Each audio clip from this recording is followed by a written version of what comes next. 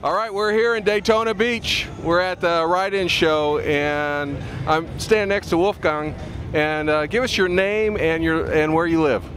My name is Wolfgang Knitterscheid. I'm living north of Frankfurt in Germany, in a little city called Bad Nauheim. Elvis was stationed there in '59, so it's probably the only thing they know about the town. And yeah, I got into the bikes 18 years ago. Started with a Dyna. Today I got about 12 bikes. All Harleys? All the Harley Principe. I mean, 6 of them are extreme customs. The latest one I got from Florida last year. And in 2001 and 2003 I won 2 times the Rat Soul show. And since then I'm a judge in the most prestigious over the Radical 1000 class. Well, this is certainly a radical motorcycle. Tell us a little bit about this bike and your history with it. I saw the bike as a judge first time in 2010. It had a rather restless kind of a zebra lack, and I just didn't really like it. And I don't think anybody did. I think the guy himself didn't like it. Yeah. And so when he didn't place in the first place in the Rat Soul, he took me aside and said, Wolfgang, I trust you as a judge. What would you do different? Because that bike means a lot to me. He has done a special motor setup. He has done all the parts himself. He wasn't a CID guy, but since he didn't want to share those data and have someone copy him right before he comes out with it, this 2-year build, what it was at the end, has a lot of money, a lot of blood of him in there, and that's why I got it. And I tell you, I got it on a reasonable price, because when I decided to buy it last year, I did it before the show. And before it won all the awards. Yeah, and the only reason is I told him what to do the year before, and he did more, or even got really into it. And now there is no restless. If you look at that alien theme, he really got on it. It's detailed work, and I'm totally impressed. Well, take us through the front end. What kind of front end are we looking at here? It's basically like a swing arm. You really have 2 swings on the side. There's air shocks in there, adjustable, so you can set the whole bike all the way down.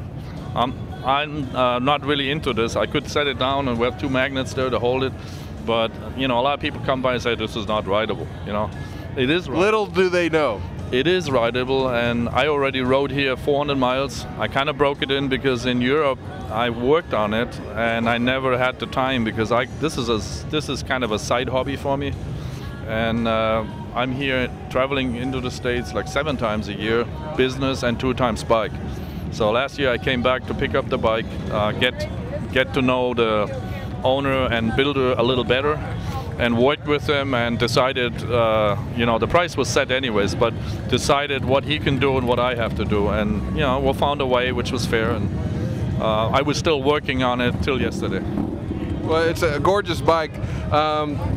Tell us about what we're looking at in the handlebar area. It looks like you're have got a digital display there, and what's going on the top of the bike as well. I added some signals, so you know when you blink, when the oil is out and stuff. So that's a very little instrument right under the Garmin. Yep. The Garmin I use not to navigate myself, because when I get on a bike, I know where I go. But it helps me to get the most precise speedo on this earth. Right. So I can set it for Germany, I can set it for Europe, I can set it for America. It's all on there. So anywhere in the world I decide to travel, I find my way and I can use it. How much gas can you put in the bike? It's about 3.5 gallons. I never measured. Well, what I can say is I drove all the way from Orlando here, and there was still gas in there. So consumption as well. The motor, it's 120 cubic inch motor. It's a whole setup. There's a Baker right side drive we took from a big dog cycle, and then there's an open belt which I believe is also from Ultima, like the motor is.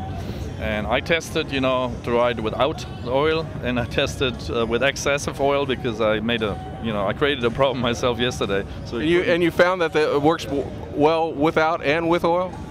Even though it was 150, I think like 1.5 liters in the motor, which I drained. All it did is basically vomit it out through the breather lines, and that's about it. Okay, no damage to the motor, everything's fine. So the guys out there that haven't ridden in a wide tire bike, I think that's a 330 millimeter tire you have back there. How difficult it is to ride it? The wide tire in the back doesn't help. You know, if you're really a sporty guy going down left and right, you shouldn't do it. I think the series number is 200. Anything after that is creating trouble. But it's not really a big trouble to ride straight on like here in America. But the bigger problem is probably that it's a very long vehicle. Right. So if you get bumps and stuff in the road, you feel it. Yeah. You'll be prepared to, you know, kind of soften your seating position. So how did you get into Harley Davidson? What was your how did you get excited about getting a Harley? You know, it took me through one marriage. I always wanted to get a motorbike license, and my first wife decided she doesn't want to have a guy where she's scared that he may die tomorrow on a bike. So I waited till I was divorced, and the first thing I did is a motorbike, and then my next wife knew that I'm a rider and there was no point to discuss. That was in 1995, pretty late. So I'm riding now about 17 years. And the reason is I got infected with bottles, Harley Davidson in Los Angeles, because I always run by there in the Manhattan beach area, you know, going up to the beaches. I saw the Harley, I saw a Dyna, which every Harley freak would say that's not a nice bike, but it was the right choice because I took long rides and I kind of toured in the beginning with the windshield and all that. And then, you know, everyone said, hey, that's uncool, take the windshield off, and, you know, I got 12 Harleys now, so you can imagine that I went all the way. And what does Harley Davidson mean to you? It's a part of my life. And, you know, a big part?